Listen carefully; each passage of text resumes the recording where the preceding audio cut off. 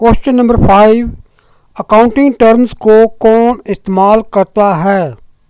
Accounting terms का उपयोग विभिन्न क्षेत्रों के लोग और संस्थान अपने कार्य को प्रभावी ढंग से संचालित करने के लिए करते हैं। मैं आपको कुछ प्रमुख व्यक्तियों और संगठनों का विवरण दे रहा हूं जो अकाउंटिंग टर्म्स का उपयोग करते हैं। नंबर 1, व्यवसायी बिजनेस ओनर्स। छोटे से लेकर बड़े स्तर के व्यापारी अपने व्यापार की इनकम, एक्सपेंसेस, प्रॉफिट, लॉस और अन्य वित्तीय गतिविधि को रिकॉर्ड करने के लिए अकाउंटिंग टर्म्स का उपयोग करते हैं। Number 2, accountants. अकाउंटेंट वित्तीय रिकॉर्ड तैयार करने, ऑडिटिंग, टैक्स कैलकुलेशन और कंपनी के आर्थिक प्रदर्शन का विश्लेषण करने के लिए अकाउंटिंग टर्म्स का उपयोग करते हैं। नंबर 3, स्टूडेंट्स, छात्र। कॉमर्स के छात्र विशेष रूप से अकाउंटेंसी, बिजनेस स्टडीज़ और अर्थशास्त्र के विद्यार्थी अपनी पढ़ाई के दौरान अकाउंटिंग टर्म्स का अध्ययन और अभ्यास करते हैं। Number 4, investors.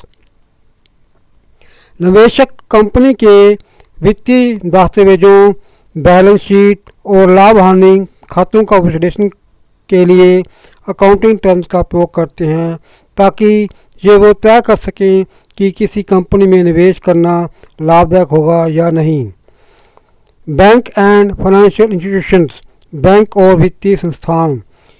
बैंक लोन देने, ब्याज की गणना करने, संपत्ति और देनदारी का आंकलन करने में अकाउंटिंग टर्म्स का उपयोग करते हैं। गवर्नमेंट ऑफिशियल्स, सरकारी अधिकारी। Number 6, government officials. सरकारी विभाग बजट निर्माण, कर संग्रहण, टैक्स कलेक्शन और अन्य वित्तीय मामलों के लिए अकाउंटिंग टर्म्स का उपयोग करते हैं। Number 7, auditors. ऑडिट करने वाले विशेषज्ञ कंपनियों के खातों की जांच करते समय अकाउंटिंग टर्म्स का उपयोग करते हैं ताकि ये सुनिश्चित कर सकें कि वित्तीय रिकॉर्ड सही और नियमों के अनुसार है। Number 8, financial advisers. वित्तीय सलाहकार अपने ग्राहकों को निवेश योजना, कर बचत और वित्तीय स्थिरता के लिए उचित मार्गदर्शन देने में अकाउंटिंग टर्म्स का उपयोग करते हैं। नंबर 9, स्टार्टअप और उद्यमी।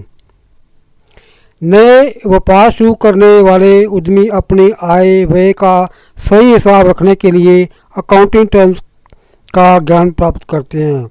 निष्कर्ष के तौर पे हम ये कह सकते हैं कि अकाउंटिंग टर्म्स का उपयोग व्यवसायी, अकाउंटेंट, छात्र, निवेशक, बैंक, सरकारी अधिकारी और ऑडिटर सहित कई लोग अपने अपने क्षेत्रों में करते हैं। इनका सही ज्ञान और प्रयोग किसी भी वित्तीय प्रक्रिया के लिए अत्यंत आवश्यक होता है।